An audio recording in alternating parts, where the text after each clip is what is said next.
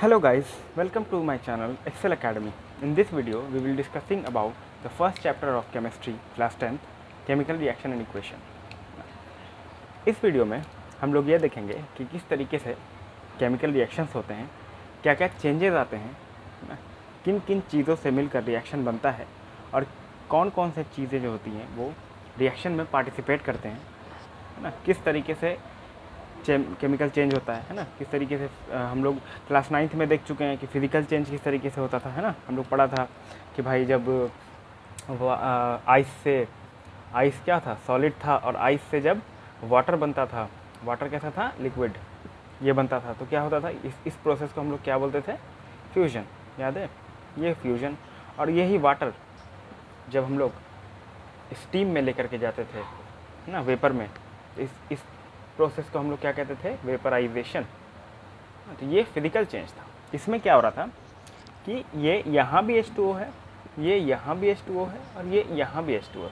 फ़र्क ये है तीनों में कि इसमें जो H2O के मॉलिक्यूल्स हैं वो ज़्यादा पास हैं एक दूसरे, मतलब वो अपने एक दूसरे के मॉलिक्यूल में एक दूसरे के ज़्यादा पास हैं, जिसकी वजह से क्या हो रहा है कि वो कैसे हैं, आइस हैं। जैसे ये एक क्या है, मार्कर है। अब ये एक मार्कर का क्या है, ये एक मार्कर का कैप है और ये मार्कर है। तो आइस में क्या है कि ये बिल्कुल इस तरीके से सॉलिड है ना, ये आइस में है ना H2O। और वाटर में क्या हुआ, थोड़ा खुल गई है, इतना पे आ गए, है ना।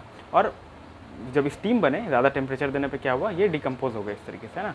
तो अभी भी ये कैप ही है और ये अभी भी मार्कर है। जब ये ऐसा था तो भी कैप मार्कर था, ये ऐसा था तो भी कैप मार्कर था, और ये ऐसा है तो भी कैप मार्कर है। लेकिन क्या हो रहा है, बस इन दोनों का ओरिएंटेशन चेंज हो रहा है, जिसकी वजह से ये दोनों अलग अलग दिख रहे हैं सेम चीज़। लेकिन केमिकल रिएक्शन में ऐसा नहीं होता है। केमिकल रिएक्शन में कई बार जैसे कि हम दो चीज़ मिलाते हैं, ये तो फिजिकल चेंज हो गया। केमिकल रिएक्शन जब होता है तो जो दो चीज़ मिल के बनता है तो वो चीज़ ही अलग हो जाता है। जैसे हम लोग फॉर एग्ज़ाम्पल एक इजी सा एग्ज़ाम्पल लेते हैं जिससे आप सब लोग वाकिफ़ हैं। H2 लेते हैं गैस, प्लस O2 लेते हैं गैस, है ना। इससे क्या बनता है, ये सब हम लोग 9th क्लास में पढ़ चुके हैं, है ना। इससे क्या बनता है, H2O, है ना, H2O बनता है। और ये कैसा रिएक्शन है, ये skeletal reaction, skeletal representation reaction का, है ना। देखेंगे हम लोग कि स्केलेटल रिप्रेजेंटेशन और बैलेंस केमिकल रिएक्शन ये कैसे होते हैं। स्केलेटल इक्वेशन है ये, ठीक है, ये बैलेंस नहीं है। आगे हम लोग पढ़ेंगे कैसे बैलेंस करते हैं। ऐसे बैलेंस कर देते हैं, यहाँ पे यहाँ 2 है तो यहाँ 2 दे देंगे और यहाँ 2 दे देंगे। हम लोग बैलेंसिंग भी सीखेंगे इसी चैप्टर में। अब यहाँ क्या हो रहा है, ये हाइड्रोजन है, this is highly combustible gas. Combustible मतलब जलनशील, जलने वाला, है ना। ऑक्सीजन कैसा है, O2 सपोर्ट्स कंबशन, है ना। जब हम लोग आग लगाते हैं किसी चीज़ में तो हम लोग क्या करते हैं, कंबशन रिएक्शन करवाते हैं, है ना। जैसे फॉर एग्जांपल जब हम लोग किसी भी चीज़, तो कभी भी हम लोग किसी चीज़ में अगर आग लगाते हैं तो क्या होता है कि वहाँ पे हम लोग दरअसल वो चीज़ उस चीज़ को क्या करा, जैसे हम लोग पेपर में माचिस लगाया और आग लगा दिया, तो इसका मतलब ये है कि हम लोग क्या किया कि ऑक्सीजन से रिएक्ट करा दिया उस पेपर को, जिसकी वजह से वो जलने लगा, है ना। क्योंकि हम लोग जब देखते थे बचपन में, जब हम लोग ग्लास में एक्सपेरिमेंट सब लोग हम लोग कर चुके हैं कि यहाँ पे जब हम लोग कैंडल रखते थे ग्लास में और इस कैंडल को ऊपर से अगर हम लोग बंद कर देते थे तो ये जो कैंडल का आग था ये क्या था, बुझ जाता था, है ना। इस तरीके से बुझ जाता था। क्यों, क्योंकि ऑक्सीजन ख़त्म हो गया और ऑक्सीजन ही फ्यूल था जो इसको जला रहा था, कंबशन करवा रहा था, है ना। तो यहाँ देखो कि हाइड्रोजन जो है ये हाईली कंबस्टिबल गैस है और ऑक्सीजन सपोर्ट करता है कंबशन को, मतलब दोनों बोथ विल सपोर्ट्स कंबशन, है ना। और अगर वाटर हम लोग ये बचपन से देखते हैं कि कहीं भी आग लगता है तो जो फायर एक्सटिंग्विशर वगैरह वाले जो होते हैं तो वो लोग क्या करते हैं, वाटर का स्प्रे मारते हैं बहुत हाई लेवल पे, है ना, आग को बुझाने के लिए। तो H2O is anti combustible compound. तो अब देखो यही केमिकल रिएक्शन में क्या हुआ कि जब हम लोग दो ऐसा चीज़ दिया जो कि हाईली कंबस्टिबल था और दोनों ऐसा हम लोग एलिमेंट लिया जो कि सपोर्ट कर रहा था कंबशन को, उससे एक ऐसा चीज़ बना जो कि कंबशन को उल्टा एंटी कंबस्टिबल कंपाउंड बना दिया। तो इस तरीके से क्या हुआ, दोनों की प्रॉपर्टीज चेंज हो गई जब ये इस तरीके से मिला। तो ये हो गया केमिकल रिएक्शन। यहाँ क्या हो रहा था, यहाँ वाटर वाटर वाटर वाटर सब जगह वाटर ही था, लेकिन यहाँ क्या हुआ, H2 और O2 जब मिला तो केमिकल रिएक्शन किया और इन दोनों के बीच में कुछ इस तरीके का बॉन्ड बना कि ये वाटर को क्या करने लगे, ये फायर को क्या करने लगे, अपोज करने लगे, है ना। तो इस तरीके से हम लोग ने देखा कि हाँ, अब हम लोग क्या पढ़ेंगे कि हम लोग जो डेली लाइफ में देखते हैं कि केमिकल रिएक्शन होता है किस तरीके से होता है, क्या हम लोग देखते हैं डेली लाइफ में हम लोग किस तरीके से देखते हैं कि केमिकल रिएक्शन वगैरह होता है। तो एनसीईआरटी में टोटल 6 एग्जांपल्स दिए हुए हैं जिसमें हम लोग पढ़ते हैं कि when milk is left at room temperature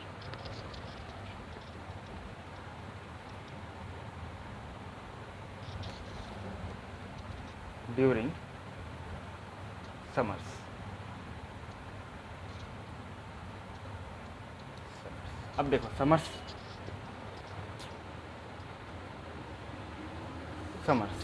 अब देखो समर्स में क्या होता है कि टेम्परेचर हाई हो जाता है ना। टेम्परेचर जो है समर्स में क्या हो जाता है, हाई हो जाता है। अब टेम्परेचर जब हाई हो जाता है तो क्या होता है कि जितने भी बैक्टीरियाज हैं, है ना, फंगस हैं, ये सब जितने भी ये सब माइक्रोब्स हैं, ये क्या करते हैं, ये इन्फेक्शन करते हैं किसी भी चीज़ में जा कर के। अब जैसे मिल्क में अगर चला जाएंगे ये, तो ये क्या करेंगे, ये रैपिड डिवीज़न करेंगे अपने, है ना। रैपिड डिवीज़न करने के बाद क्या करेंगे कि अपने पॉपुलेशन को बढ़ाएंगे, और अपने पॉपुलेशन को जब बढ़ाएंगे तो क्या होगा कि उन चीज़ों में इनका ज़्यादा असर आने लगेगा, है ना। जिसकी वजह से हम लोग देखते हैं कि जो मिल्क होता है वो जो हम लोग समर में छोड़ते हैं तो क्या होता है, खट्टा हो जाता है। उसमें मतलब कि उसके अंदर जो प्रॉपर्टी थी वो क्या हो गई, चेंज हो गई है। मिल्क का जो ओरिजिनल टेस्ट होता है वो सार नहीं होता है ना। उसी तरीके से अगर हम लोग मिल्क को हम लोग अगर कर्ड बनाते हैं मिल्क से, तो क्या करते हैं हम लोग, सेम चीज़ ही तो करते हैं ना, है ना। मिल्क में हम लोग क्या डालते हैं, इनोकुलम डालते हैं। इनोकुलम किसको कहा जाता है, जोड़न, है ना। जो हम लोग थोड़ा जो दही का पार्ट डाल देते हैं मिल्क में, इसको इनोकुलम कहा जाता है ना। तो उसमें क्या होता है ना, इनोकुलम में होता है लैक्टोबैसिलस। लैक्टोबैसिलस क्या करता है, लैक्टोबैसिलस जैसे ही मिल्क में जाता है तो वो मिल्क के जो प्रोटीन्स होते हैं उसको पार्शियली डाइजेस्ट कर लेता है, फुल्ली नहीं, पार्शियली डाइजेस्ट कर देता है। उस पार्शियली डाइजेस्टिंग मिल्क जो होता है वो क्या बन जाता है, कर्ड बन जाता है ना। तो मिल्क एक अलग तरीके का चीज़ होता है, कर्ड एक अलग। मिल्क और कर्ड में फ़र्क है। मिल्क कैसा होता है, मिल्क होता है फ्लूडी, है ना, और कर्ड कैसा होता है, कर्ड होता है आपको थोड़ा फ्लफ़ी या स्लाइमी, कुछ भी बोल सकते हैं आप इसको, इस तरीके का होता है ना। मिल्क का जो टेस्ट होता है वो स्लाइटली स्वीट होता है ना, स्लाइटली। और जो कर्ड होते हैं वो कैसे होते हैं, थोड़े सार नेचर के होते हैं, है ना। ये एसिड का मात्रा काफ़ी बढ़ जाता है ना, लैक्टिक एसिड जिसको हम लोग कहते हैं। और इसमें एसिड जो होता है वो काफ़ी कम होता है, इसकी एसिडिटी काफ़ी कम होती है ना। मतलब इसका पीएच जो है वो ज़्यादा होता है और इसका पीएच कम हो जाता है ना। तो ये पीएच क्या होता है ये हम लोग नेक्स्ट चैप्टर में पढ़ेंगे, एसिड बेसिस सॉल्ट। तो ये क्या हुआ, केमिकल रिएक्शन हुआ, है ना, अपनी प्रॉपर्टीज़ को कर्ड खो दिया। तो ये दो एग्जाम्पल हो गए, है ना। अब हम लोग दूसरा एग्जाम्पल देते हैं। Iron is left expose to humid atmosphere and iron pan, है ना, या नेल, है ना, काठी जो होता है जो हम लोग दीवार में डालते लगाते हैं किसी चीज़ को हैंग करने के लिए, है ना। Iron nail left exposed to a humid atmosphere. Humid atmosphere का क्या मतलब हुआ, ह्यूमिड एटमॉस्फेयर का मतलब हुआ कि the atmosphere in which the content of water is very high, है ना। वाटर का परसेंटेज जो है, कंटेंट जो है वो काफ़ी हाई होता है। तो अब होता क्या है कि अगर मान लो फॉर एग्जांपल ये है आयरन को हम लोग Fe से डिनोट करते हैं ना। इसको हम लोग किस में एक्सपोज कर दिया है, ह्यूमिड एटमॉस्फेयर में। अब ह्यूमिड एटमॉस्फेयर में एयर होगा और उस एयर में क्या होगा, वाटर। तो जब भी इस तरीके का चीज़ होता है तो एक चीज़ का फॉर्मेशन होता है Fe3O4, ठीक है ना, प्लस H2, है ना। ये गैस उड़ जाता है, ये इस पर भी ध्यान नहीं देना। ये Fe3O4 इसको हम लोग क्या कहते हैं, रस्ट। आप लोगों ने देखा होगा कि कभी कोई लोहे का चीज़ होता है वो बहुत दिन तक अगर किसी वाटरी प्लेस पे रह जाए तो क्या होता है, एक ब्राउन कलर का रस्ट जम जाता है उसके ऊपर, है ना। तो आयरन जो होता है वो कैसा होता है, वो शाइनी नेचर का होता है। और ये Fe3O4 एक अलग तरीके का कंपाउंड एक आयरन पे, इस तरीके से अगर आयरन है तो उसके ऊपर एक ऐसा इरेगुलर शेप का कोई चीज़ आ जाता है ना, कोई लेयर आ जाता है। इस लेयर को ही हम लोग कहते हैं Fe3O4, है ना। ये काफ़ी ख़राब होता है, इसकी वजह से काफ़ी ज़्यादा लॉस होता है ना, आयरन का वर्ल्ड वाइड में। और अगर इस तरीके का आयरन अगर किसी के पैर में गड़ जाता है या किसी के पैर के अंदर चला जाता है, तो अगर ब्लड निकलता है तो हम लोग ज़्यादा टेंशन नहीं लेते हैं, ठीक हो जाएगा थोड़ा मोड़ा दवा लेकर के। लेकिन अगर हम लोग इस तरीके का Fe3O4 रस्ट कंटेनिंग आयरन अगर पैर में चुभ गया तो उस टाइम हम लोग क्या करते हैं कि इंजेक्शन लेते हैं ना, टेडवक लेते हैं किसका, टेटनस, एंटी टेटनस, है ना। तो ये काफ़ी ख़तरनाक होता है। तो अपनी प्रॉपर्टी को चेंज कर लिया। ये दूसरा एग्जांपल हो गया। तीसरा एग्जांपल क्या होगा, ग्रेप्स फर्मेंटेशन।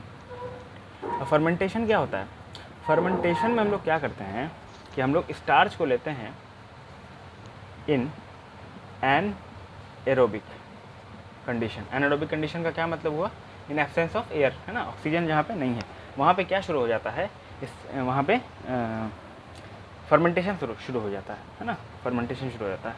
जिसकी वजह से क्या होता है, एक चीज़ अल्कोहल बनता है एंड कार्बन डाइऑक्साइड रिलीज हो जाता है। होता क्या है कि स्टार्च जो होता है ना, स्टार्च जो होता है वो क्या करता है कि स्टार्च ग्लूकोज में स्टार्च जो है वो काफ़ी सारे ग्लूकोज के मॉलिक्यूल से बना होता है ना। ये ग्लूकोज हो गया, है ना, और ये पूरा क्या हो गया, स्टार्च। तो starch is the polymer of glucose, है ना, और and glucose the polymer of starch, ठीक है।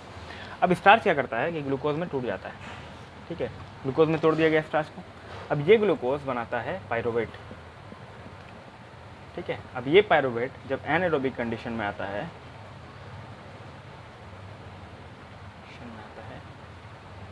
तो क्या होता है, ये एनारोबिक कंडीशन में आता है तो यहाँ दो एंजाइम काम करते हैं जो आप लोगों को पढ़ना नहीं है, pyruvic acid decarboxylase and alcohol dehydrogenase. यहाँ क्या बन जाता है पायरुवेट से, 2 कार्बन, ये 3 कार्बन का मेंबर होता है ना, 3 कार्बन का ये अल्कोहल बनाता है। कौन सा अल्कोहल, इथेनॉल, C2H5OH, और CO2 जो है वो क्या होता है, वो गैस निकल जाता है ना। ये फर्मेंटेशन हो गया। तो हम लोग काफ़ी चीज़ का, जैसे हम लोग फर्मेंटेशन काफ़ी चीज़ों में काम आता है, अल्कोहल बनाने के लिए काम आता है। प्लस हम लोग जब जो साउथ इंडियन खाना खाते हैं जैसे इडली हो गया, डोसा हो गया, इन सब को भी क्या किया जाता है कि जो ये गेहूँ होता है, जो फ्लावर होता है ना, व्हीट फ्लावर, उसको क्या करते हैं हम लोग थोड़ा देर के लिए एनारोबिक कंडीशन में छोड़ देते हैं ना, जिसकी वजह से जब CO2 निकलता है उससे तो क्या होता है, वो थोड़ा फ्लफी हो जाता है। तो हम लोग फर्मेंटेशन को वहाँ भी यूज़ करते हैं, है ना। ग्रेप से फर्मेंटेशन से क्या बनता है, अल्कोहल बनता है, ठीक है। अब फूड इज कुक्ड, एक एग्जांपल ये हो गया, food is cooked. Food cook होता है तो क्या होता है, अब फूड कुक होता है तो इजी एग्जांपल है भाई कि जाहिर सी बात है कि वहाँ पे क्या होता है, काफ़ी सारा केमिकल रिएक्शंस होते हैं। जैसे हम लोग जब मान लो फॉर एग्जांपल हम लोग वेजिटेबल लेते हैं तो वेजिटेबल कहाँ से आते हैं, वेजिटेबल आते हैं आपको किससे, प्लांट से आते हैं, है ना। और प्लांट का जो सेल वॉल होता है वो सेल्यूलोज का बना होता है ना। और हम लोग की बॉडी इसको पचा नहीं पाती है ना, तो हम लोग क्या करते हैं, उसको कुक कर देते हैं, जिसकी वजह से सेलुलोजिक सेल वॉल जो होता है वो हट जाता है, और जिसकी वजह से हम लोग इजीली डाइजेस्ट कर पाते हैं वेजिटेबल को। तो पहले सेल वॉल में सेलुलोज था, अब वेजिटेबल में बाद में सेलुलोज नहीं बचा, है ना, तो प्रॉपर्टी चेंज हो गई इस तरीके से। और भी काफ़ी सारे चीज़ें हैं ना।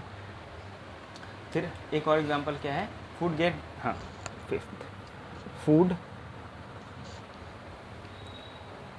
Gets digested in our body, है ना। ये फिफ्थ एग्जांपल हो गया। अब इसका एग्जांपल क्या हो गया, इसका काफ़ी सारा एग्जांपल हो सकता है। ये जब हम लोग डाइजेशन एंड एब्जॉर्प्शन पढ़ेंगे, डाइजेशन एब्जॉर्प्शन बोल रहे हैं, सॉरी, मैं नीट का स्टूडेंट हूँ तो डाइजेशन एंड एब्जॉर्प्शन हम लोग को आता है नहीं। जब हम लोग लाइफ प्रोसेस पढ़ेंगे तो उसमें काफ़ी सारे फंक्शन है, जैसे डाइजेशन है, एक्सक्रीशन है, रेस्पिरेशन है, ब्रीदिंग है, बहुत तरह तरह के, है ना। तो हम लोग उसमें पढ़ लेंगे कि किस तरीके से। एक एग्जाम्पल हम दे देते हैं कि जब हम लोग फूड को माउथ में लेते हैं तो हम लोग के माउथ में एक एंजाइम होता है जिसको हम लोग सैलिवरी एमाइलेज कहते हैं, है ना। एमाइलेज वो एंजाइम होता है जो कि स्टार्च को ग्लूकोज में तोड़ देता है ना। तो 30% डाइजेशन हो जाता है हम लोग के बॉडी में, हम लोग के माउथ में ही, किसका, स्टार्च का, माउथ में हो जाता है ना, माउथ में तो हाँ, पहले क्या था, पहले ये 100% क्या था, ग्लूकोज था, बाद में 30% निकला तो ये ग्लूकोज ही बन गया, है ना। तो स्टार्च से ग्लूकोज बन गया, केमिकल रिएक्शन, है ना, चेंज हो गया ना उनके प्रॉपर्टीज़। स्टार्च की प्रॉपर्टीज़ अलग होती है, ग्लूकोज की प्रॉपर्टीज़ अलग होती है ना। एंड देन लास्ट जो होता है वो होता है वी रेस्पायर। तो ये भी हम लोग लाइफ प्रोसेस में पढ़ेंगे, है ना। ये हम लोग क्या होता है, जब हम लोग ग्लूकोज स्टार्च खाते हैं, स्टार्च, तो वो ग्लूकोज में चेंज होता है ना। ग्लूकोज काफ़ी सारे रिएक्शंस के बाद, 10 रिएक्शन के बाद सबसे पहले ग्लाइकोलाइसिस से पायरुवेट में बनता है ना। एंड देन ये 3 कार्बन होते हैं, ये 6 कार्बन होते हैं। देन पायरुवेट बनने के बाद क्या होता है कि ये माइटोकॉन्ड्रिया के अंदर जाकर के एसिटाइल कोएंजाइम ए बनाता है, और एसिटाइल कोएंजाइम ए बनाने के बाद ये NADH बनाता है और प्लस FADH2 बनाता है। ये सब बहुत हाई लेवल का अभी 11-12 में पढ़ना होगा आप लोग को। प्लस ATP बनाता है। तो देखिए पहले स्टार्च था, फिर से ग्लूकोज बना, फिर पायरुवेट बना, और इन ये जो स्किप कर रहे हैं ये 10 स्टेप का प्रोसेस है ग्लूकोज से पायरुवेट बनना। और फिर पायरुवेट से एसिटाइल कोएंजाइम ए बनने में काफ़ी सारे, जैसे ऑक्जेलोएसिटिक एसिड जो होता है वो किससे, एसिटाइल कोएंजाइम ए से मिलता है, तो सिट्रिक एसिड बनता है, फिर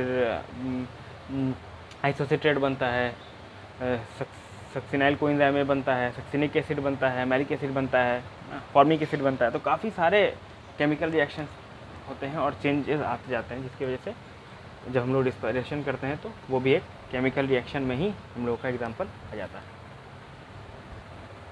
चलिए गाइस, अब हम लोग थोड़ा NCERT भी देख लेते हैं कि NCERT में क्या बोल रहा है ना।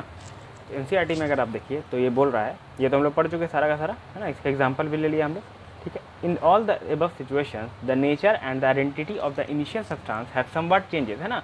शुरू में क्या था, बाद में क्या हो गया, है ना। तो इसकी जो आइडेंटिटी थी वो क्या थी, चेंज हो गई थी, है ना। जैसे हम लोग एग्जांपल लिया था ना कि H2O जब किससे, वाटर से, H2 जब O2 से रिएक्ट करता था तो H2 और O2 दोनों हाईली कंबस्टिबल गैसेस थे, है ना, सपोर्ट करते थे फायर को। लेकिन H2O क्या बना, जो दोनों से मिल करके जो H2O कंपाउंड बना, वो क्या हुआ कि ऐसा जो एंटी कंबस्टिबल कंपाउंड बन गया, है ना। तो क्या हुआ, substance, initial substance have identity जो थी उनकी चेंज हो गई। We have already learn about physical and chemical changes of matter in previous classes, है ना। हम लोग पढ़ चुके हैं ना कि जब हम लोग आइस से वाटर बनाते हैं तो फ्यूजन कहलाता है, फिर वाटर से जब स्टीम बनाते हैं तो फिर आपको क्या कहलाता है, ऐसे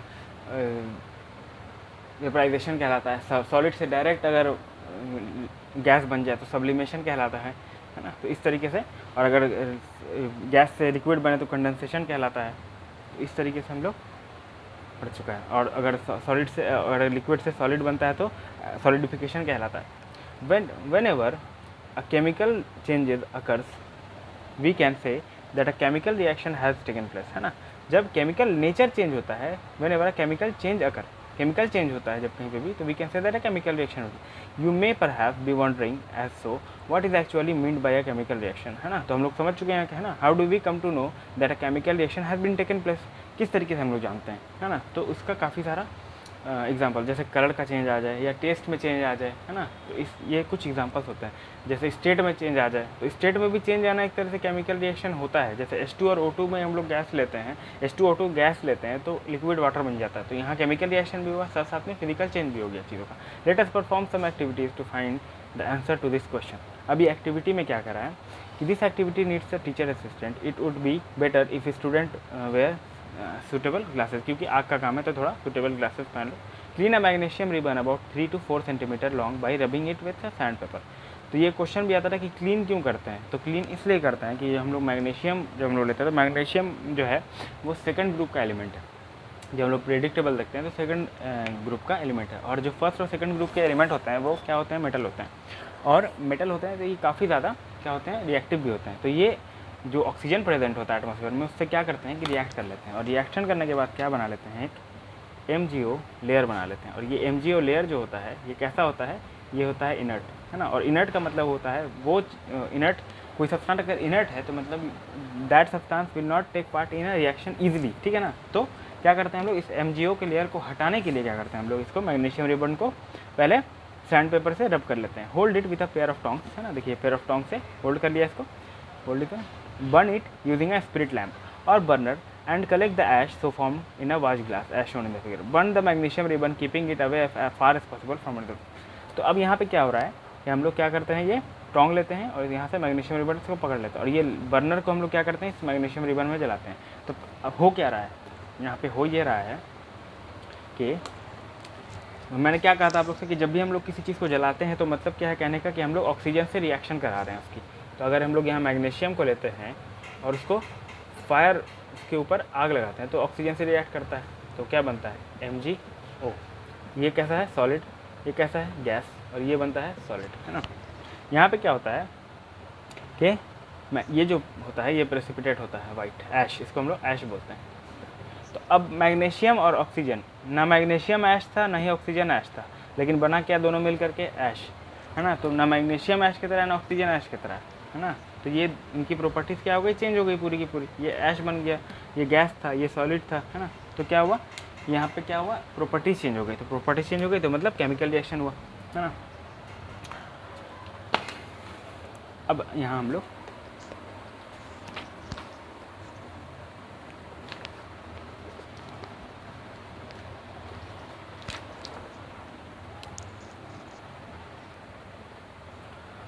हाँ, तो एक्टिविटी 1.2 में हम लोग क्या देखते हैं कि एक्टिविटी 1.2 जो है NCERT का, उसमें कहता है कि लीड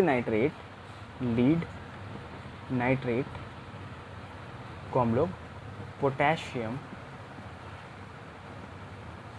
आयोडाइड से रिएक्ट कराते हैं तो क्या बनता है, potassium nitrate and lead iodide, है ना। ये इस तरह का डबल डिस्प्लेसमेंट रिएक्शन। आगे पढ़ेंगे हम लोग डिस्प्लेसमेंट। अब लीड नाइट्रेट जो होता है ये कैसा होता है, ये होता है कलरलेस, ठीक। ये होता है लिक्विड, है ना, ठीक। अब ये लीड नाइट्रेट कैसा होता है, कलरलेस होता है, लिक्विड होता है। लेकिन जो लीड आयोडाइड होता है ये कैसा होता है, सॉलिड, है ना। ये होता है कैसा, सॉलिड, और इसका कलर जो होता है वो कैसा होता है, येलो। अब देखो कलर में चेंज आया, है ना, स्टेट में चेंज आया। तो NCERT में हम लोग को जो एग्जांपल दिया हुआ है वो क्या दिया हुआ है कि जब भी चेंज इन कलर स्टेट हो, कहता है कि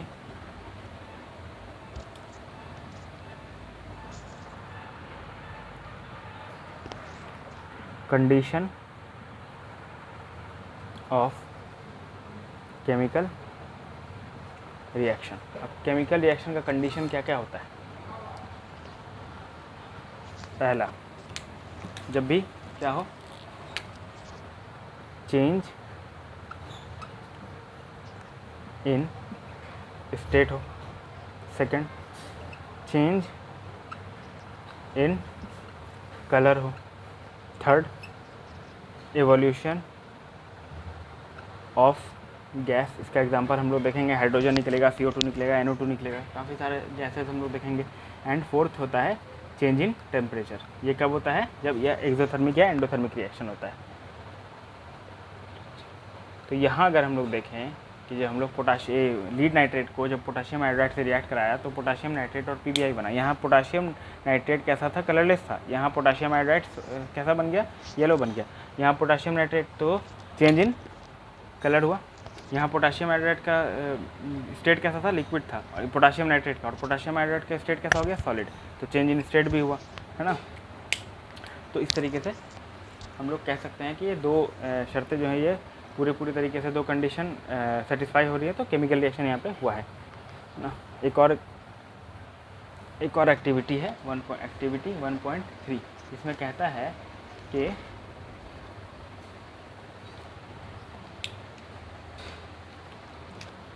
एक्टिविटी 1.3 इसमें कहता है कि हम लोग H2SO4 लें प्लस जिंक लें तो बनता है zinc sulphate plus H2 gas.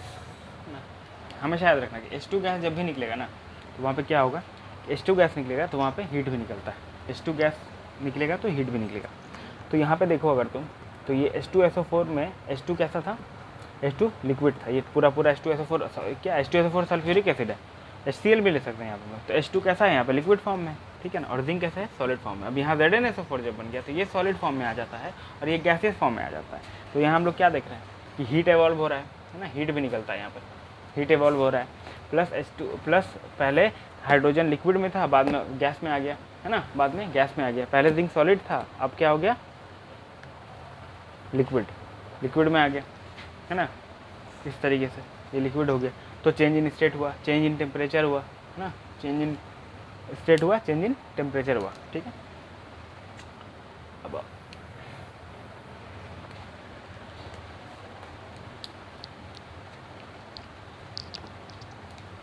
अब देखो हम लोग अब क्या पढ़ेंगे, हम लोग पढ़ेंगे केमिकल इक्वेशन। केमिकल इक्वेशन हम लोग क्या क्या पढ़ेंगे, तो अभी हम लोग जितना भी चीज़ें लिख रहे थे, जैसे हम लोग जब PbNO3 को क्या से रिएक्ट कराया था, तो वो केमिकल इक्वेशन ही लिख रहे थे हम लोग। तो और जब हम लोग H2 और O2 को रिएक्ट कराया था तो H2O बना था। जब हम लोग ZnSO4 को H2SO4 को Zn से रिएक्ट कराया था तो ZnSO4 प्लस H2 बना था। तो हम लोग कर रहे थे, ये सारा के सारे क्या था, केमिकल इक्वेशन ही थे, है ना। तो केमिकल इक्वेशन हम लोग ईजिली लिखने किस तरीके से लिख सकते हैं, तो पहले तो हम लोग लिख सकते हैं कि फॉर एग्जांपल पहला जो हम लोग रिएक्शन करवाया था वो मैग्नीशियम का कराया था, मैग्नीशियम का कराया था। और मैग्नीशियम कैसा लिया था, सॉलिड, है ना, सॉलिड था मैग्नीशियम। प्लस क्या लिया था हम लोग, ऑक्सीजन। ऑक्सीजन कैसा था, मॉलिक्यूलर, क्या कि ऑक्सीजन मतलब O होता है, लेकिन हम लोग O2 लेते हैं तो ये मॉलिक्यूल के फॉर्म में आ जाता है ना, क्योंकि ऑक्सीजन गैसेज जो होते हैं वो अकेले सर्वाइव नहीं कर पाते हैं, सॉलिटरी नहीं हो पाते हैं। अब देखो मैग्नीशियम क्या बना था, मैग्नीशियम। ये जो प्रोसेस है लिखने का काफ़ी कम्बरसम है, काफ़ी टाइम टेकन है और काफ़ी लॉन्ग है, इस तरीके से लिखा नहीं जाता है ना। तो हम लोग क्या करते हैं कि सबसे पहले तो हम लोग ये देखते हैं कि ये क्या हो गया, इस पार्ट को क्या कहते हैं, इस पार्ट को हम लोग कहते हैं रिएक्टेंट। भाई नाम में झाँक लो ना, तो जो चीज़ रिएक्ट कर रहा है वो रिएक्टेंट, रिएक्ट तो ये करेगा। और जो चीज़ रिएक्टेंट हम लोग पहले क्या करते हैं, पहले चाय बन जाता है, फिर उसमें से पत्ती, चीनी, दूध, पानी निकलता है, या पहले हम लोग पत्ती, चीनी, दूध, पानी डालते हैं तब जा करके चाय बनता है ना, पत्ती, चीनी। तो पहले क्या आता है, हम लोग जब भी लिखते हैं तो इस तरीके से इस साइड जाते हैं ना, मतलब लेफ्ट हैंड से राइट हैंड साइड जाते हैं। तो पहले क्या लाएंगे हम लोग, रिएक्टेंट, फिर रिएक्ट कराएंगे तो क्या बनेगा, ये प्रोडक्ट बनेगा, है ना। तो ये क्या बन गया, प्रोडक्ट। अब ये जब प्रोडक्ट बनेगा तो हम लोग रिएक्टेंट लिखते हैं वो कैसा लिखते हैं, लेफ्ट हैंड साइड पे, है ना। और जो प्रोडक्ट जो होता है वो कैसा लिखते हैं हम लोग, राइट हैंड साइड पे, इस तरीके से लिखते हैं, है ना। तो ये हो गया।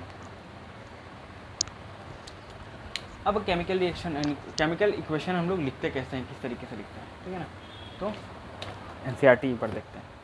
NCERT में एक बार हम लोग शुरू से NCERT देख लेते हैं, सारे एक्टिविटीज़ वगैरह भी देख लेते हैं, है ना।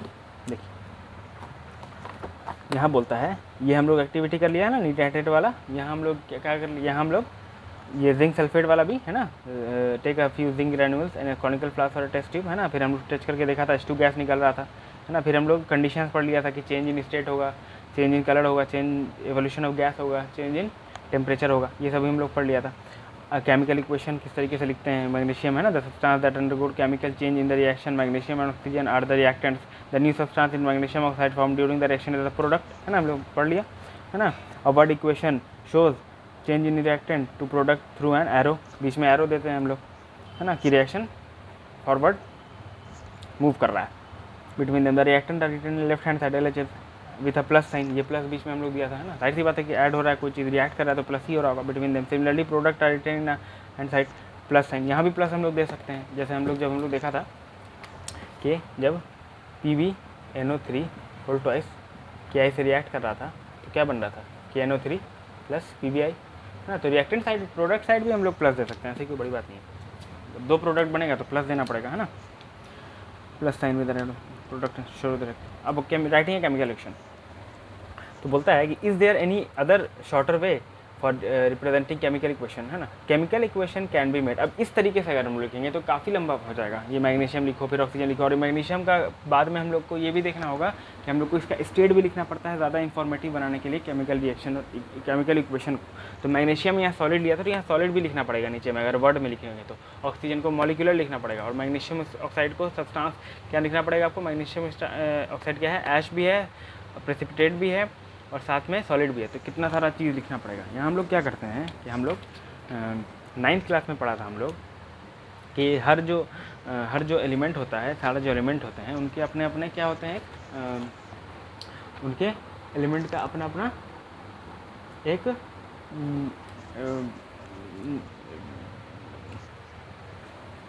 हाँ, तो जितने भी एलिमेंट्स होते हैं सबके क्या होते हैं, अपना एक नाम होता है। जैसे कि सोडियम, तो सोडियम को हम लोग किससे डिनोट करते हैं, Na, है ना।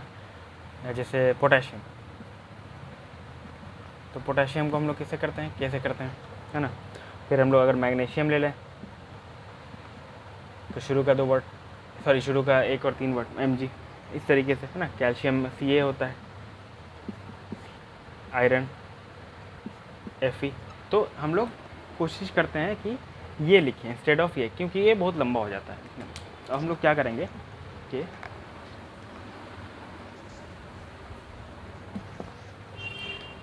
ये जो है इसको हम लोग लिखेंगे Mg, जो हम लोग शुरू से करते भी आ रहे हैं वीडियो के शुरुआत से। ये लिखेंगे MgO2, है ना, MgO, सॉरी यहाँ 2 देंगे, यहाँ 2 दे देंगे, ठीक है।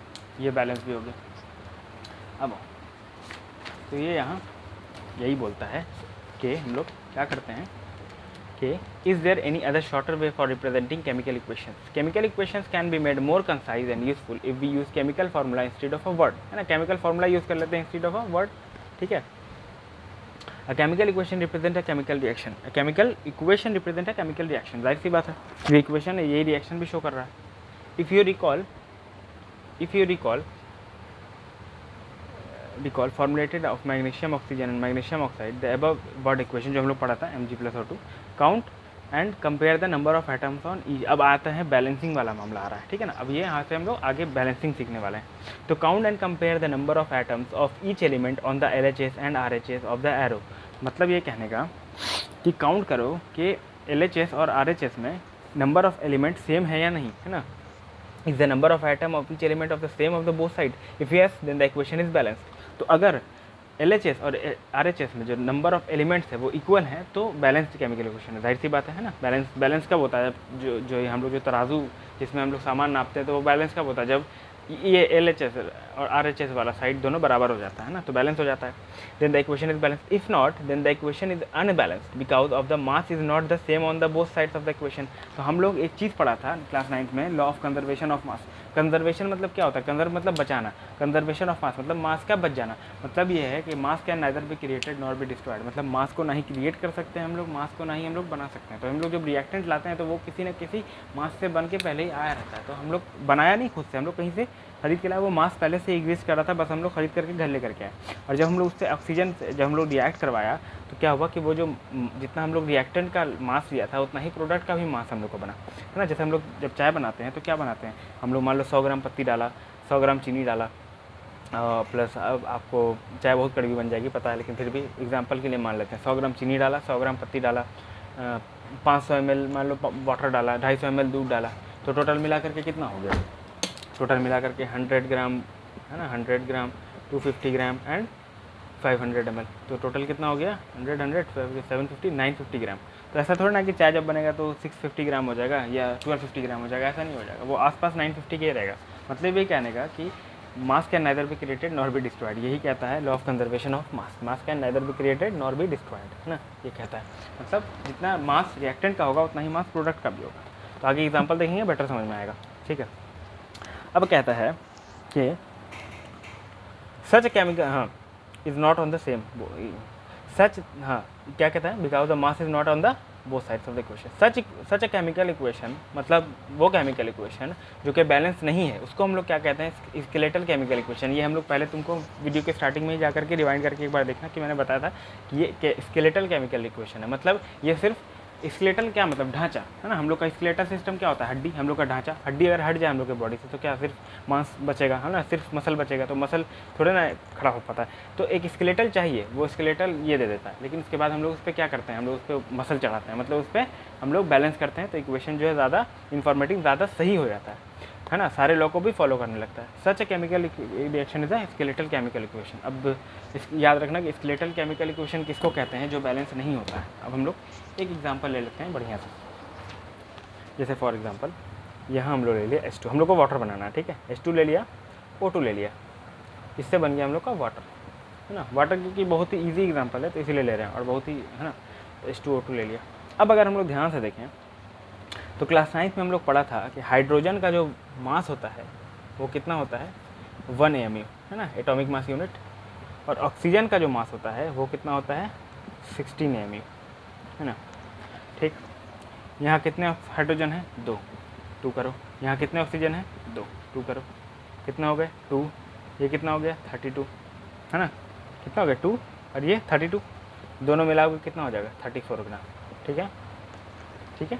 चलो इसको मिटा देते हैं और सीधा सीधा लिख देते हैं कि ये जो प्रोडक्ट का मास है, प्रोडक्ट का जो मास है वो कितना है? 34 ग्राम। अब आते हैं इधर, अरे यार क्या बोल रहे हैं, रिएक्टेंट का मास, प्रोडक्ट का मास कितना है देखते हैं। हाइड्रोजन का कितना? 1 EMU, 2 हाइड्रोजन 2 प्लस 1 ऑक्सीजन 16, कितना हो गया? 18 ग्राम।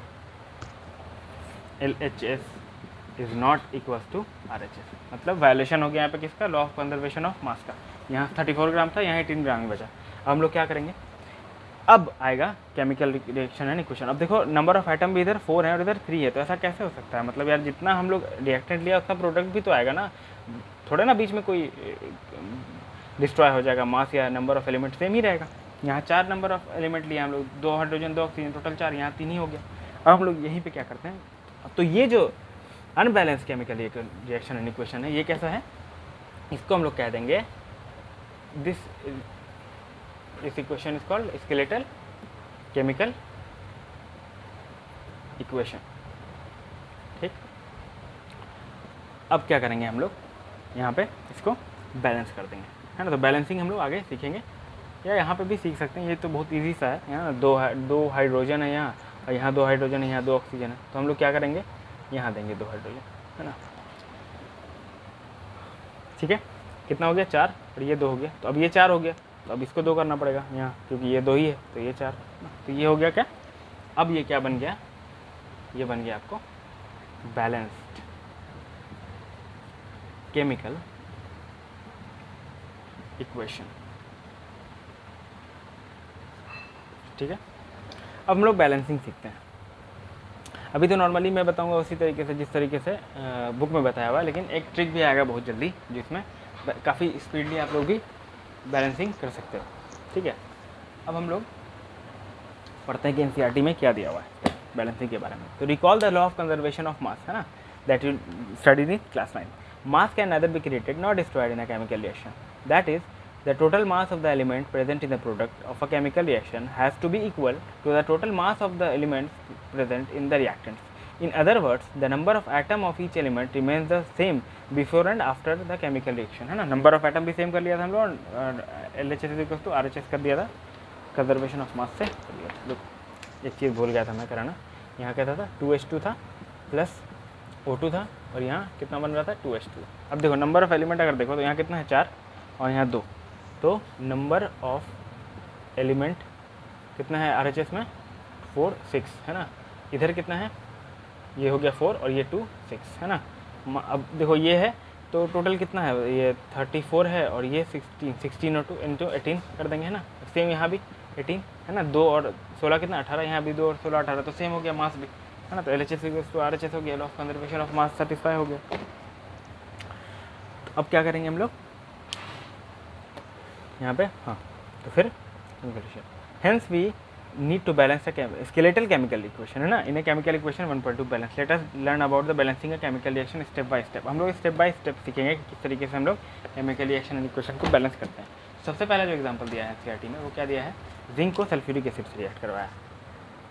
जिंक को H2SO4 से रिएक्ट करवाया तो क्या बनेगा? ये ZnSO4 प्लस H2 गैस। ठीक, अब देखो अगर ध्यान से देखो तो ये केमिकल रिएक्शन जो है ये स्केलेटल और बैलेंस दोनों साथ साथ है, मतलब ये बैलेंस्ड है, स्केलेटल नहीं है, बैलेंस्ड है ये केमिकल रिएक्शन है। देखो यहाँ एक जिंक है।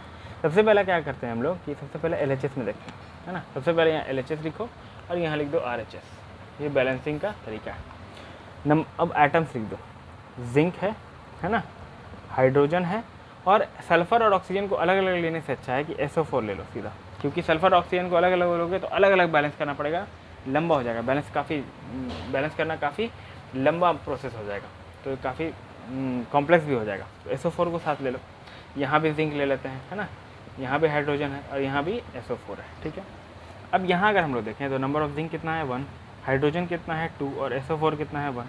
यहाँ देखें तो जिंक कितना है? 1, SO4 H2 के हाइड्रोजन कितना है 2 और SO4 कितना है 1 है ना। तो LHS is equal to zinc भी एक हाइड्रोजन 2 SO4 1 एंड SO4 1। तो यहाँ पे LHS is equal to RHS है ना, हेंस बैलेंस। ये क्या है, बैलेंस हो गया। लेकिन ऐसा ज़रूरी नहीं है कि ऐसा ही हो। अब देखो यहाँ पे क्या होगा, अब एक एग्जांपल हम लोग लेते हैं किसका, ये थोड़ा अच्छा एग्जांपल है, इसमें दिमाग थोड़ा लगेगा। ये एग्जांपल है,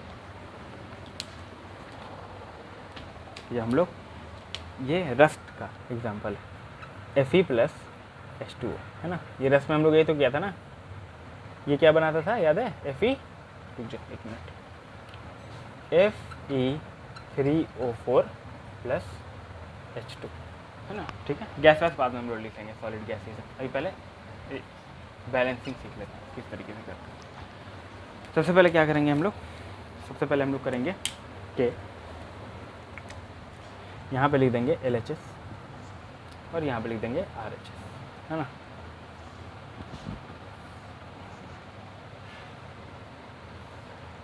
ठीक, सबसे पहले क्या लेंगे Fe, हाइड्रोजन, ज़रूर यहाँ पे ज़रूरी नहीं है H2 और O2 लेना, ये रिएक्शन में ज़रूरी होता है ना। यहाँ पे हम लोग एलिमेंट का रॉ फॉर्म लिखेंगे है ना, हाइड्रोजन ऑक्सीजन। यहाँ भी Fe है ना, यहाँ भी हाइड्रोजन है और यहाँ पे भी ऑक्सीजन है ना, वही सब रहेगा, कोई एक्स्ट्रा तो आ नहीं जाएगा। अब यहाँ अगर हम लोग देखें तो आयरन कितना है 1, ठीक है, हाइड्रोजन कितना है 2, ठीक है, ऑक्सीजन भी 1 है। अब यहाँ गड़बड़ आएगा, यहाँ आयरन कितना है 3 हो गया, यहाँ हाइड्रोजन कितना है, तो चलो हाइड्रोजन का टेंशन नहीं है, ऑक्सीजन कितना हो गया यहाँ 4, फंस गया मामला। LHS is not is equal to RHS। तो ये कैसा केमिकल इक्वेशन हो गया, स्केलेटल, ये वाला। अब हम लोग इसको क्या करेंगे, बैलेंस करेंगे। चलो, तो इसको हम लोग बैलेंस कैसे करेंगे, इसको हम लोग बैलेंस ऐसे करेंगे कि सबसे पहले हम लोग लेते हैं इसको, ये हम जब पढ़ोगे तो हम लोग सबसे पहले इसको लेते हैं। यहाँ 3 Fe है, तो यहाँ सबसे पहले तो Fe अकेले है, यहाँ इसको 3 कर दो, ठीक है। यहाँ क्या हुआ, ये बैलेंस हो गया, यहाँ हम लोग 3 लिख सकते हैं। तो Fe का काम हो गया तमाम, ठीक है। ऑक्सीजन यहाँ कितना है 4, अगर हम लोग यहाँ पे 4 कर दें इस तरीके से, तो ऑक्सीजन इधर भी 4 हो गया है ना, 4 हो गया ऑक्सीजन 4, ये 4 × 0 4। लेकिन यहाँ दिक्कत ये हो गया है कि यहाँ जो हाइड्रोजन है वो कितना हो गया है, हाइड्रोजन भी तो बढ़ा ना साथ में, पूरे H2O को ना इंटू करना पड़ेगा हम लोग को। देखो ऐसा नहीं कर सकते हैं कभी भी, ये कभी नहीं करना कि H2O यहाँ 4 दे दिया, नहीं, ये कंपाउंड ही अलग हो जाएगा, फिर ऐसा नहीं करते हैं। जब भी हम लोग करते थे यहाँ करते हैं, इस तरीके से लिखते हैं, अकेले थोड़ा ना यहाँ 4, ये कंपाउंड ही अलग हो जाएगा। जैसे हम लोग H2O एक अलग कंपाउंड होता है, H2O2 एक अलग कंपाउंड होता है ना, इसको हम लोग कहते हैं वाटर, इसको कहते हैं हाइड्रोजन पेरोक्साइड, ये अलग ही, ये पॉइजनस कंपाउंड होता है H2O2, ठीक है ना। तो ऐसा नहीं करना। तो अब हाइड्रोजन कितना हो गया 8, ठीक है, 8 हाइड्रोजन हो गए। अब यहाँ 2 है, यहाँ कुछ नहीं, सिंपली यहाँ भी 4 कर दो, यहाँ भी 8 हो गया। अब देखो आयरन यहाँ 3 था, यहाँ भी 3 है, LHS में हाइड्रोजन 8 था, यहाँ भी 8 है, ऑक्सीजन 4 था, यहाँ भी 4 है, तो LHS = RHS। तो ये क्या हो गया, प्रूव हो गया। इसका ट्रिक आएगा, बहुत इजी ट्रिक अगले वीडियो में लेकर के आएंगे। इसका ट्रिक किस तरीके से हम लोग ये ट्रिक हम लोग आजमाते हैं, ठीक है। चलो एक बार NCERT भी देख लेते हैं। NCERT में क्या बोलता है कि ये Fe वाला, तो वही सब बोलेगा। सबसे पहला step, to balance a chemical reaction, to balance a chemical equation first draw boxes around each formula है ना। देखो यार, बॉक्स इतना ज़्यादा करोगे तो बहुत, जो हम तरीका बताया वो उस तरीके से करोगे तो ईजिली होगा। क्योंकि जब मैंने 10 दिया था 2017 में, तो उस टाइम क्या था कि इसी तरीके से मैंने सीखा था, तो आप लोग भी इसी तरीके से कर सकते हो, ईजिली हो जाता है मामला, ठीक है। बाकी ट्रिक तो आएगा ही। तो to balance a chemical equation first draw boxes around each formula, do not change anything inside the boxes while balancing the equation, है ना। कुछ भी चेंज नहीं करना है जब तक हम लोग बैलेंस ना कर लें, तब तक ये बोल रहा है कि चेंज मत करना। तो यही भी करेगा कि Fe लिखेगा, हाइड्रोजन लिखेगा, ऑक्सीजन लिखेगा, 1 2 3, वही मैंने भी जो बताया था। स्टेप 3, स्टेप 2 में वही कर दो, लिस्ट कर दो। Step 3, it is often convenient to start balancing with a compound that contain a maximum number of atom, it may be reactant और a product in that compound select the element which has the maximum number of atom using this criteria we select Fe3O4 है ना। Fe3O4 सबसे बड़ा था ना। देखो अगर हम लोग देखें यहाँ पे तो H2 और यहाँ सबसे बड़ा ये है Fe3O4। कितने एलिमेंट है यहाँ? 3 हाइड्रोजन का 7 है ना, यहाँ 7 है। Fe3 element there are 4 oxygen atoms on RHS and only 1 to the LHS। तो वही यार, ज़्यादा कुछ है नहीं, पढ़ना है बस।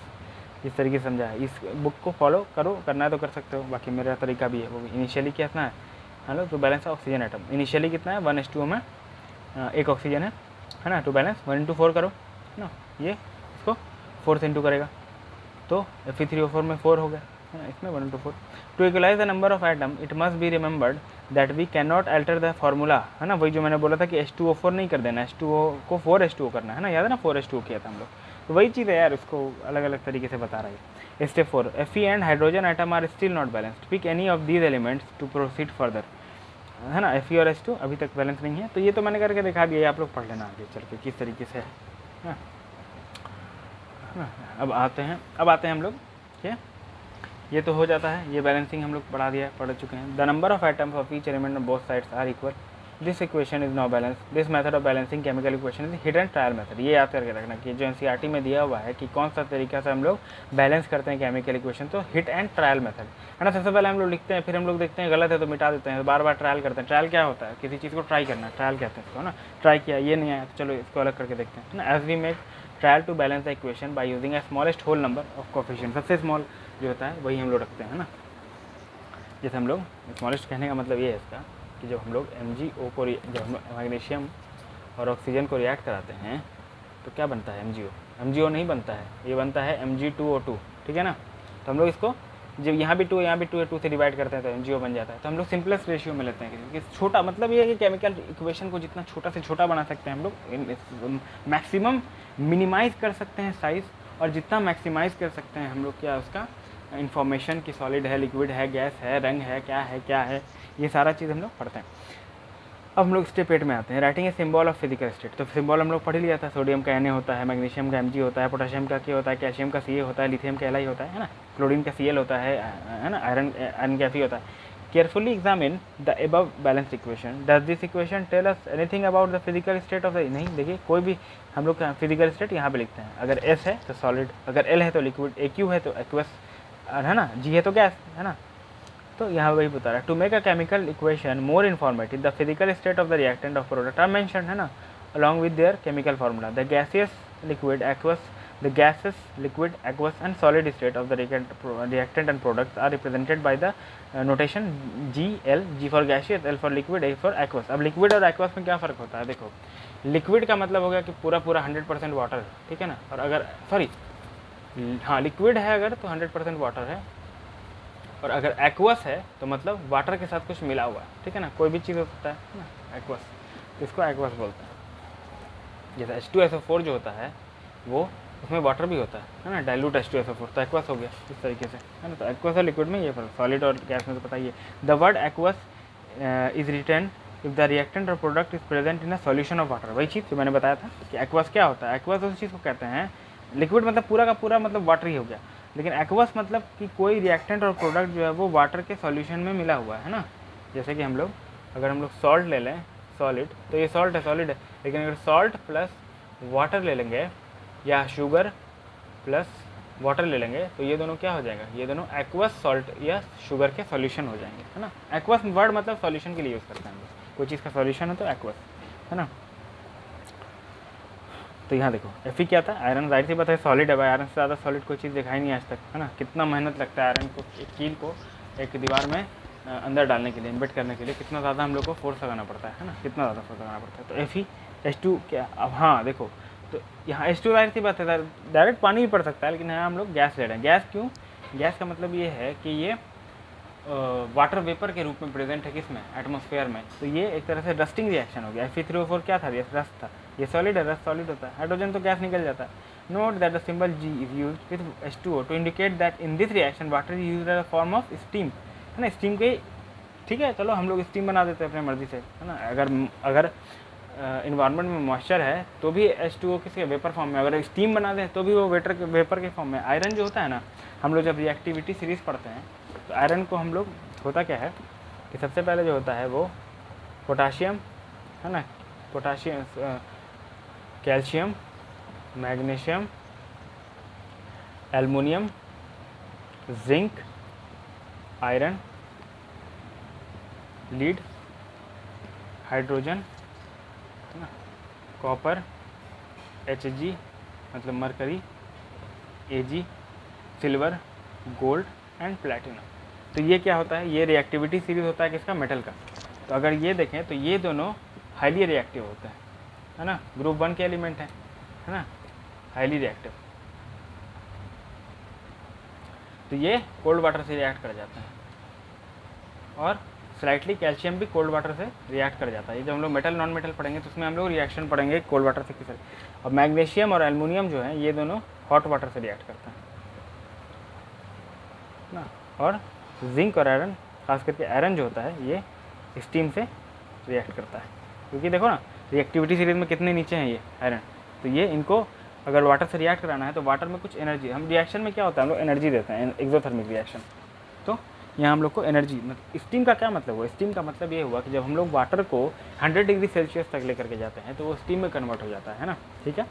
अब देखो स्टीम क्या होता है, स्टीम वाटर ही होता है। स्टीम कई बच्चों को मैंने देखा है कि वो समझते हैं कि स्टीम में H2+O2 अलग, नहीं ऐसा नहीं होता। ये सिर्फ इलेक्ट्रोलिसिस से होता है, जिसको हम लोग आगे पढ़ेंगे, इलेक्ट्रोलिसिस का पूरा हम लोग पढ़ेंगे कि किस तरीके से इलेक्ट्रोलिसिस होता है वाटर में। लेकिन जब हम लोग वाटर को 100 डिग्री सेल्सियस तक लेकर के जाते हैं तो वो H2O लिक्विड से H2O स्टीम में चेंज हो जाता है। तो होता क्या है कि देखो देखे होगे कि गर्म पानी से जितना हाथ नहीं जलता है उससे ज़्यादा हाथ जल जाता है किससे, हम लोग का स्टीम से। स्टीम से क्यों हाथ जल जाता है, क्योंकि जो वाटर जो होते हैं ना उनके जो मॉलिक्यूल्स होते हैं, वाटर के मॉलिक्यूल कैसे होते हैं, देखो ये ऑक्सीजन है और ये हाइड्रोजन है। इस तरह मान लो वाटर है, ठीक है ना, तो ये है ऑक्सीजन है, ये हाइड्रोजन है, ठीक है, ये ऑक्सीजन है, ये हाइड्रोजन है।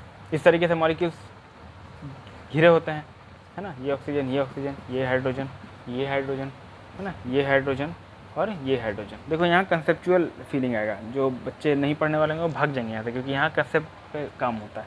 तो इस तरीके से हाइड्रोजन के H2O के काफ़ी सारे, देखो H2O, H2O, H2O, ये सारे बहुत सारे मॉलिक्यूल्स होते हैं। ये जो होते हैं ये इस तरीके से हाइड्रोजन बॉन्डिंग कर लेते हैं, इस तरीके से देखो,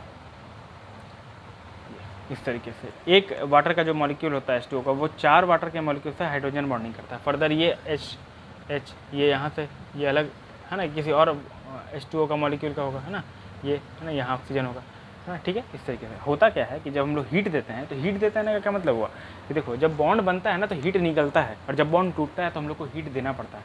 तो हम लोग अगर वाटर को हीट दे रहे हैं, गर्म कर रहे हैं, तो क्या मतलब है इसका, मतलब ये है कहने का कि हम लोग वाटर में heat in the form of energy, है ना, तो हम लोग एनर्जी दे रहे हैं। तो एनर्जी से हाइड्रोजन बॉन्ड क्या होते हैं, टूट जाते हैं, है ना। तो ये टूट गए तो ये सेपरेट अलग चला गया, ये सेपरेट अलग चला गया, तो ये है अभी भी H2O, है ना, लेकिन क्या हो रहा है, ये वेपर में चेंज हो गया, स्टीम में चेंज हो गया। इसीलिए जब हम लोग का जब हाथ पे कभी हम लोग का वेपर पड़ता है तो क्या होता है, वो बहुत ज़्यादा जल जाता है। क्यों, क्योंकि 100 डिग्री सेल्सियस का हीट लेकर के वो उड़ रहा है ना। सोचो ट्रेन चल जाती थी वेपर, सबसे पहले जो जेम्स वाट ने इंजन बनाया था वो वेपर को ही ना, मतलब कि पानी को क्या करते थे, वेपराइज करते थे, उससे इंजन चलता था। मतलब कितना वेट खींच सकता है, कितना hydrogen bond, single bond, hydrogen bond is the strongest single bond, उसको तोड़ने के बाद वाटर का मॉलिक्यूल जो है स्टीम में चेंज होता है। सोचो कितनी एनर्जी होगी, इसलिए इतना ज़्यादा बहुत ज़्यादा हाथ जल जाता है, हार्मफुल होता है बहुत ज़्यादा हाथ के लिए, ठीक है। तो यहाँ स्टीम का ये फंडा है, काफ़ी लंबा हो गया लेकिन कंसेप्ट समझना ज़रूरी है कि स्टीम होता क्या है, ठीक है। Note that the symbol gas, हाँ समझिए स्टीम क्या था। Usually physical state are not included in a chemical equation unless it is necessary. मतलब तुम लोग के लेवल तक ना यार, मतलब कि 10th हो गया या 9th हो गया, इस लेवल तक जो है वो ज़रूरी नहीं कि तुम लोग ज़रूरी नहीं, जब तक पूछे ना तब तक तुम लोगों को स्टेट जो है वो मेंशन नहीं करना है रिएक्शन, बस सीधी सी बात है। Sometimes the reaction condition such as temperature, pressure, catalyst. अब देखो कभी कभी हम लोग रिएक्शन को करवाने के लिए टेम्परेचर, जाहिर सी बात है यहाँ जब हम लोग H2O को स्टीम में चेंज कर रहे थे तो क्या करना पड़ा था, टेम्परेचर बढ़ाना पड़ा था, है ना। कभी कभी हम लोग को प्रेशर भी देना पड़ता है, जैसे कि LPG जो होता है, लिक्विफाइड पेट्रोलियम गैस, जो कि हम लोग खाना बनाने के लिए घर में यूज़ करते हैं, वो क्या होता है, वो गैस होता है। लेकिन अगर तुम ध्यान से देखो तो वो इतना सारा गैस जो कि 1 महीना लगभग चलता है, वो कितना छोटे से, मतलब 14 kg के छोटे से सिलेंडर में पैक्ड होता है। वो कैसे होता है? एलपीजी है ना, लिक्विफाइड पेट्रोलियम गैस है ना, लिक्विफाइड पेट्रोलियम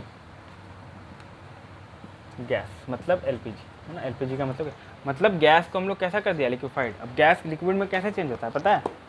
देखो मान लो ये सॉलिड है, तो सॉलिड के बीच में एटम जो है, एलिमेंट जो है, इनके जो बीच का जो अट्रैक्शन है वो काफ़ी ज़्यादा होता है। अगर लिक्विड ले लें तो ये थोड़ा दूर दूर हो जाता है ना, और अगर गैस ले लें तो ये काफ़ी दूर दूर होते हैं एक दूसरे को। इसीलिए गैस जो है काफ़ी ज़्यादा फैलता है, उसका वॉल्यूम जो है कांस्टेंट नहीं रहता है। सॉलिड का क्या हम लोग पढ़ा था क्लास 9th में कि सॉलिड का वॉल्यूम भी कांस्टेंट रहता है और सॉलिड का शेप भी कांस्टेंट रहता है। लिक्विड का वॉल्यूम कांस्टेंट रहता है, शेप कांस्टेंट नहीं रहता। और गैस का ना शेप कांस्टेंट होता है ना वॉल्यूम कांस्टेंट होता है। मतलब ये कहने का कि ये गैस है, मान लो फॉर एग्जांपल ये हाइड्रोजन गैस है, H2 है, H2 है, H2 है, ये गैस है। अगर तो क्या है, ये हाइड्रोजन के जो मॉलिक्यूल है आसपास बहुत ज़्यादा डिस्टेंस है एक दो हर मॉलिक्यूल के बीच में। लेकिन जब हम लोग क्या करते हैं कि वॉल्यूम को घटाते हैं, जैसे कि फॉर एग्जांपल यहाँ H2 है, ये इतने बड़े जगह पे मान लीजिए H2 है, ये H2 है, ये H2 है, ये H2 है, ये H2 है। अब हम लोग क्या करते हैं कि प्रेशर देते हैं। जैसे हम लोग सिरिंज में देखे होंगे, हम लोग क्या करते हैं, जैसे सिरिंज जो होता है ये, जैसे फॉर ये है ना, ये ठीक है ना, ये हम इस तरीके से, जिस तरीके से हम लोग वॉल्यूम बढ़ाते जा रहे हैं तो क्या प्रेशर, सिरिंज में जब हम लोग देते हैं तो क्या प्रेशर देते हैं। प्रेशर देने से क्या होता है? वॉल्यूम कम होता है। वॉल्यूम जब कम होगा तो जाहिर सी बात है कि ये मान लो इतने में इतना दूर दूर था 5 है ना, मान लो हम लोग वॉल्यूम को इतना कर दिया, अब देखो 5 कितना नज़दीक हो गया है ना ये। तो अब देखो क्या हुआ, इतना से इतना हो गया, मतलब चीज़ें क्या होगी, लिक्विड से सॉलिड। जब हम लोग वाटर को, तो एनर्जी जितनी कम होगी, जाहिर सी बात है कि एनर्जी, काइनेटिक एनर्जी, कंपाउंड जो भी कंपाउंड होगा उसके अंदर के जो मॉलिक्यूल्स होंगे उनकी काइनेटिक एनर्जी जितनी कम होगी उतनी ही ज़्यादा दोनों अट्रैक्ट करेंगे एक दूसरे को, उतना ज़्यादा नज़दीक आ जाएंगे। मतलब काइनेटिक एनर्जी क्या होता है? हीट होता है। जब हम लोग वाटर को क्या करते हैं, फ्रिज में डालते हैं, तो फ्रिज क्या करता है, जितनी भी हीट होती है वाटर मॉलिक्यूल की उसको निकाल देता है।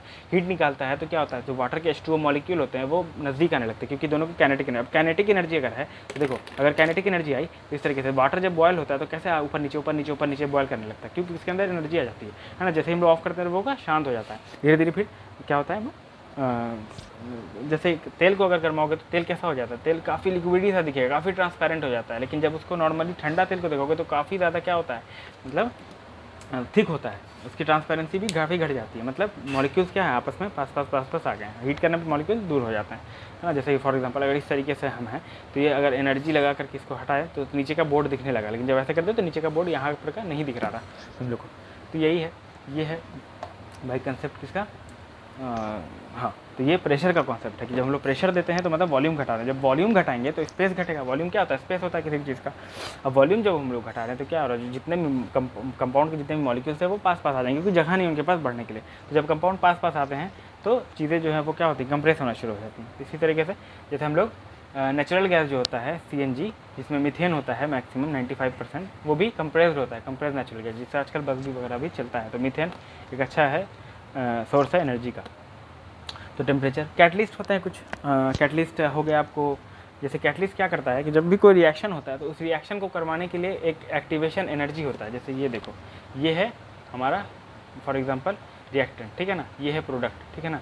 इसको प्रोडक्ट को यहाँ तक पहुँचने के लिए देखो, ये रिएक्टेंट, ये रिएक्टेंट, अब ये दोनों जब मिला तो इससे प्रोडक्ट बना, ठीक है, ये एक प्रोडक्ट बना, ठीक है ना। तो यहाँ से यहाँ तक की एनर्जी जो है, अगर हम इसको इसी तरीके से छोड़ दें और इसको बोर्ड को अगर हिलाते रहें तो क्या होगा, ये धीरे धीरे आएगा और ये ज़रूरी नहीं कभी नहीं फिट हो पाएगा इससे। लेकिन जब हम इस तरीके से ये जोर लगाते हैं हाथ से तो क्या होता है, ये फिट हो जाता है और ये एक प्रोडक्ट बन जाता है।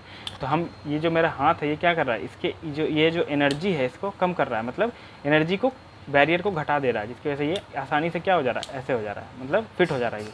तो हम यहाँ कैटलिस्ट का काम कर रहे हैं। तो कैटलिस्ट कुछ नहीं करता है, रेट ऑफ रिएक्शन को बढ़ा देता है by decreasing the activation energy of a reactant, ठीक है ना, एक्टिवेशन एनर्जी को घटा देता है। यहाँ देखो एग्जांपल, जैसे कि प्रेशर एट ATM किसका होता है, एटमॉस्फेयर है ना। तो एटमॉस्फेयर प्रेशर होगा, एटमॉस्फेरिक प्रेशर। तो CO+H2 इसको क्या कहते हैं हम लोग, वाटर सिंग गैस, CO+, कार्बन मोनोऑक्साइड। और कार्बन मोनोऑक्साइड जब हाइड्रोजन से रिएक्ट करता है तो क्या बनाता है, मिथेनॉल। ये क्या हो गया है, ये है मिथेनॉल। तो ये क्वेश्चन आ सकता है कि जब कार्बन मोनोऑक्साइड, ये कार्बन डाइऑक्साइड नहीं है CO2, ये है CO2, जब CO जब H2 से रिएक्ट करता है तो क्या बनता है भाई, मिथेनॉल बनता है। तो ऐसा क्वेश्चन आ सकता है कि when carbon monoxide is reacted to with hydrogen molecule in the presence of with the pressure of 340 atmosphere, then what will be the product। तो कुछ भी वाटर लिख सकता है, वहाँ पर कार्बन डाइऑक्साइड लिख देगा, अल्कोहल, तो क्या बनता है, मीथेन बनता है। और कितने ये दे करके ये रिएक्शन, ये प्रेशर का भी पूछ सकता है, कितने प्रेशर पे ये होता है। जैसे फॉर एग्जांपल इस तरीके से पूछ देगा अगर कि ये CO है प्लस H2 है ना, कितना प्रेशर हम लोग लें कि ये CH3OH बन जाए, है ना। बैलेंस कर लेंगे, है ना, एक कार्बन है ना, टोटल कितना है, 3-4 हाइड्रोजन और 1 ऑक्सीजन, ठीक है, बैलेंस हो गया। यहाँ कितना ऑप्शन दे देगा, मान लो फॉर 680 ATM, है ना, B दे दिया आपको 340 ATM, C दे दिया आपको 160 ATM, ATP लिख दिया, एडेनोसिन ट्राइफॉस्फेट, D दे दिया आपको मान लो फॉर एग्जांपल 500 ATM, है ना। तो इस तरीके से मल्टीपल चॉइस क्वेश्चन में ये आ सकता है। तो ये हो गया।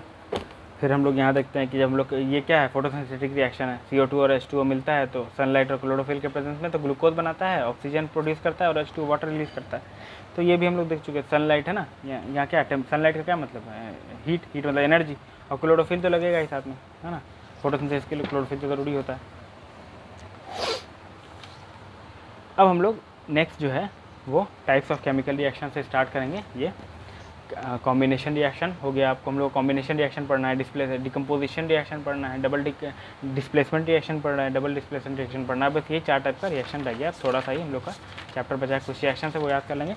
और ये जो क्वेश्चन है वो अगले क्लास में हम लोग ये क्वेश्चन का एक अलग ही सीरीज़ आएगा। ये जब चैप्टर ख़त्म हो जाएगा तो ये सारे जितने भी कंटेक्स्ट के क्वेश्चन है, ये क्वेश्चन हो गया, फिर साथ में आपको ये वाला क्वेश्चन हो गया, यहाँ तक का क्वेश्चन, है ना, फिर इंटेक्स ये क्वेश्चन, है ना, ये कंटेक्स्ट क्वेश्चन वगैरह, फिर बाद में जो है ये एक्सरसाइजेस, इन सारे क्वेश्चन को हम लोग पढ़ेंगे, फिर सिलेबस सॉल्व। चलिए, तो अगले क्लास में हम लोग बाकी का चैप्टर पूरा करेंगे। अगर वीडियो पसंद आए तो लाइक कीजिए, सब्सक्राइब कीजिए चैनल को और शेयर कीजिए ज़्यादा से ज़्यादा स्टूडेंट के लिए। तो चलते हैं, अगले क्लास में मिलते हैं। Good bye.